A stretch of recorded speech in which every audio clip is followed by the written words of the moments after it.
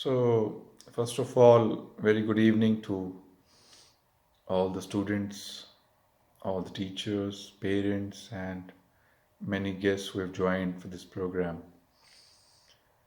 First of all, I must congratulate this team for choosing a very wonderful subject of unlearning. In fact, unlearning in the current context is more important than learning.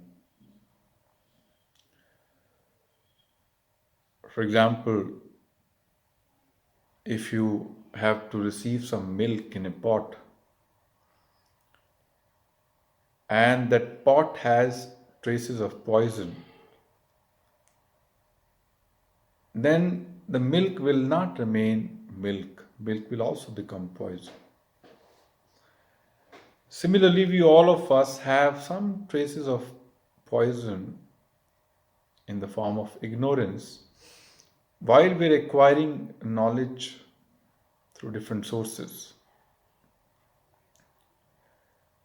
And hence, this knowledge which we are acquiring is not yielding, is not giving the desired result. Why do I say so? Ironically, we have made so much of progress materially in the last few decades, maybe more in the last couple of decades. We have made huge progress in terms of technology, in terms of education, in terms of medical science, in terms of infrastructure. Tremendous progress we have made. In fact, almost all the fronts we have made wonderful progress.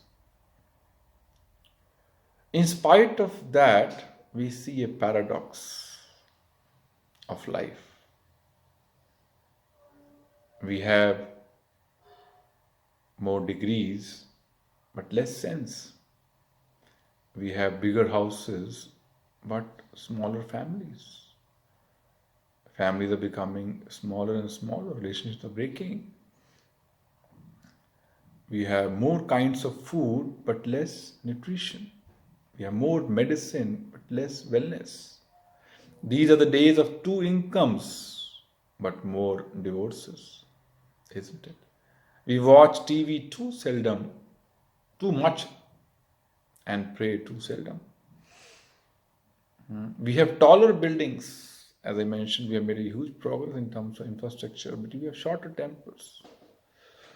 We have bigger houses, smaller families. These are all paradoxes of life which we must recognize, contemplate while we evaluate our progress.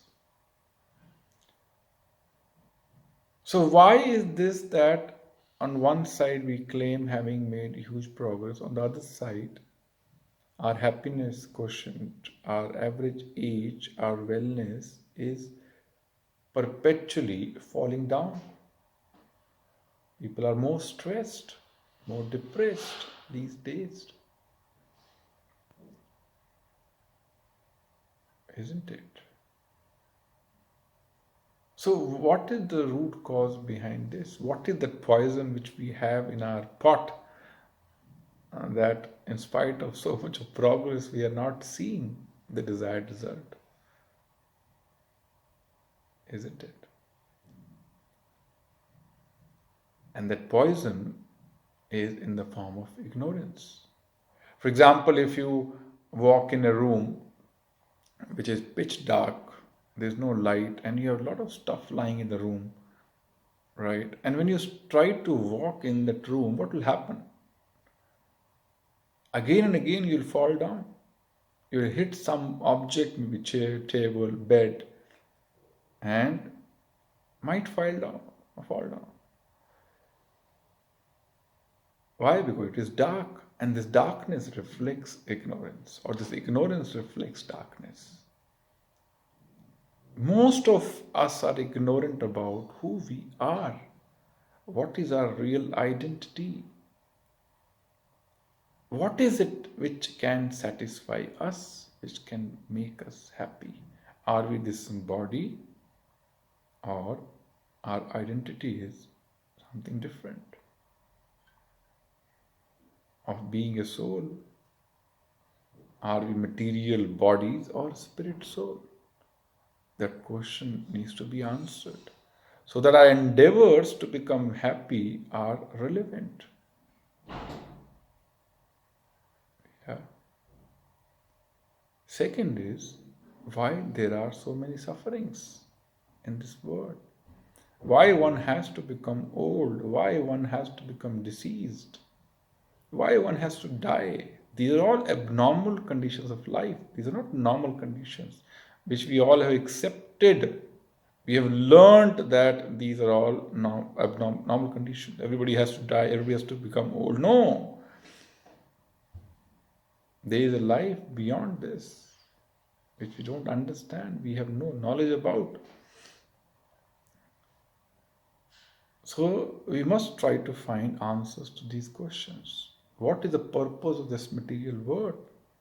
What is the purpose of this body? Why good things happen with bad people? Why bad things happen with good people? Why there is so much of diversity in this material world? Somebody is born in a rich family, somebody is born in a poor family, somebody is beautiful, somebody is very ugly. What is the driver for this diversity? Isn't it important to understand? Very, very important. And finally, who is controlling all of this? Under whose direction everything is happening?